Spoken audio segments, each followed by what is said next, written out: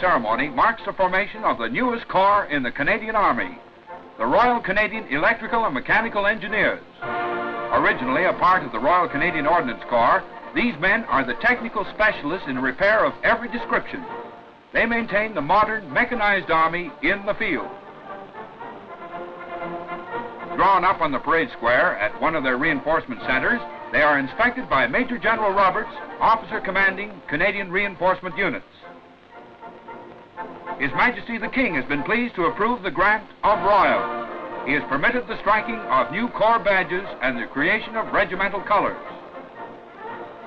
Britain's R.C.E.M.E was born out of the exigencies of war 2 years ago. They took over the inspection, maintenance, and repair of Army mechanical and electrical equipment in all theaters of war. Ordnance were thus left free to handle the immense work of stores. The official change is symbolized by the units on parade. Grounding arms as ordnance and picking up arms as R.C.E.M.E. Our youngest Army unit thus joins hands with the parent organization. They will continue their important task of backing up the man who fights the war.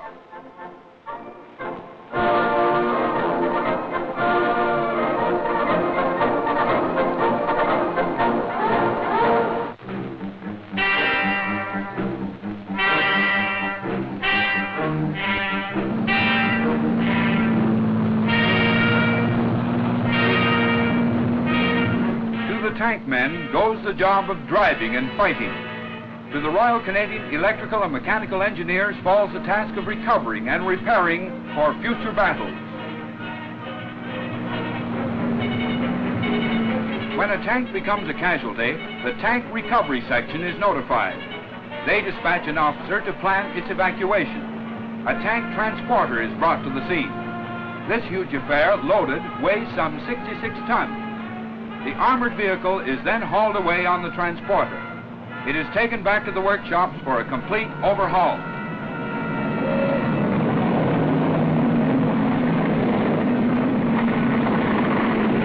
On arriving at the RCEME workshops, the vehicle is completely dismembered.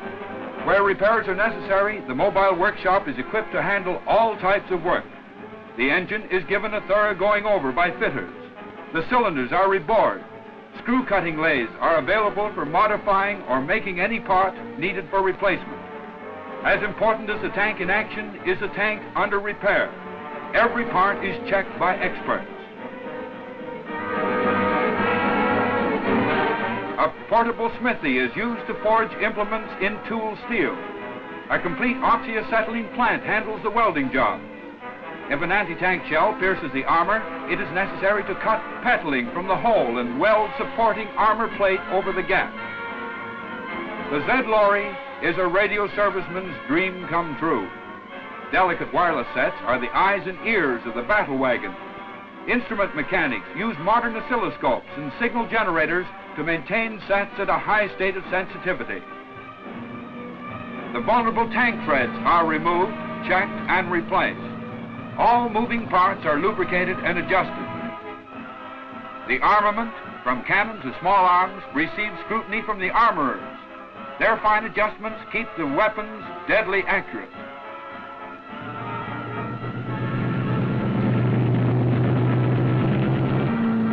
The lives of comrades depend on the efficiency of every mechanical part.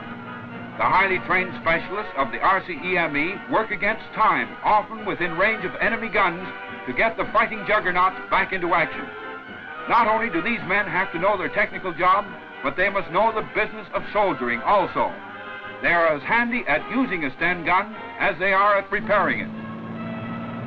The tank, which was knocked out by the enemy, is now as it originally came off the assembly line. It goes back to its unit to deliver more smashing blows at Jerry. 100% efficient. Like the Canadian Army, it is fighting fit and fit to fight.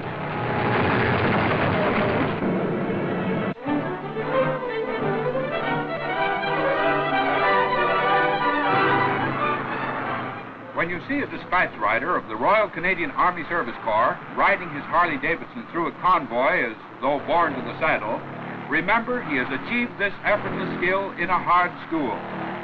At a training center in Canada, he lived for weeks on a bike. Starting out with simple road work, he is soon engaged in the rugged pastime of cross-country riding. The Service Corps hell drivers would rather ride than eat. Dodging landmines is just a preliminary to the real thing soon to be encountered overseas. Yet, you have to have cast iron nerves to be a DR in the RCASC.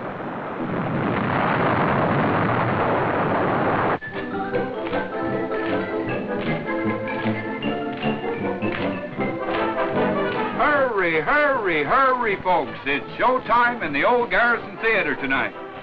The house is jammed. Standing room only is the order of the day because Johnny Canuck gets a kick out of shows put on by fellow Canadians.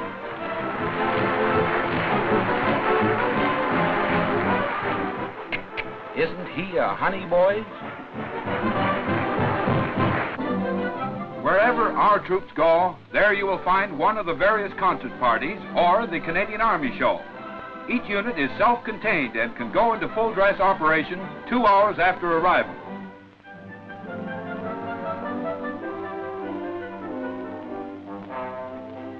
Composed of service personnel, the concert parties carry on the best traditions of show business. Right under the guns of the enemy in Italy, they erect their theater.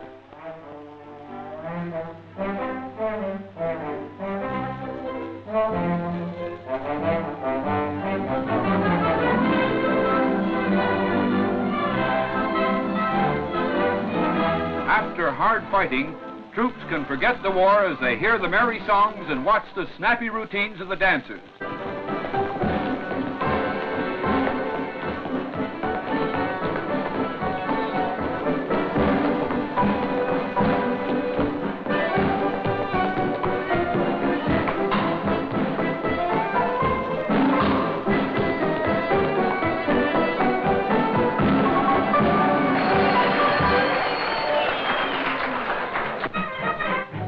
The demand for entertainment increased.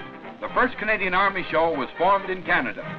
Overseas, it operates as 5 units. A strictly military organization, the units represent the sections of a company. Every show is a parade to these servicemen and women. The troops consider them the best parades anyone could be privileged to attend. Hello, everybody. This is one of the 5 units of the 1st Canadian Army show overseas. For the next 90 minutes, we want you to lean back and relax and laugh with us. And now we have Unit E. For Canada, we march along as we sing a song of freedom. Everyone's a real fat fighter. In all the world there is one fighter. We unite to fight for liberty and victory on land and sea. Here's the job that's got to be done, and we'll never give up. We want till never gain our free. Till never gain our free.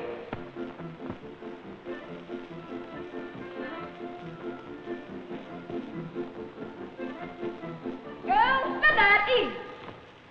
Now, I've just received a copy of our orders for the night. They say we must amuse the boys and give with all our might. To me, this seems a little strange. I'm from the older school. But though I don't quite understand, we must obey the rules.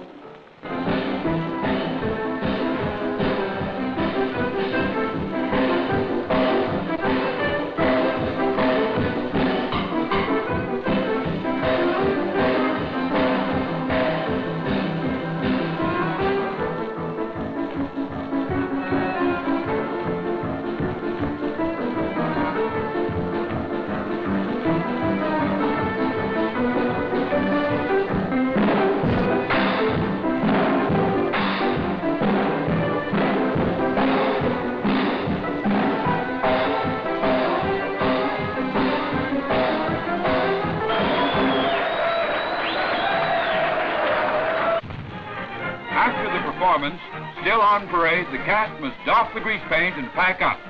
On every front, entertainment follows the Army. The modern military troopers are carrying on, in smashing style, the old tradition, the show must go on.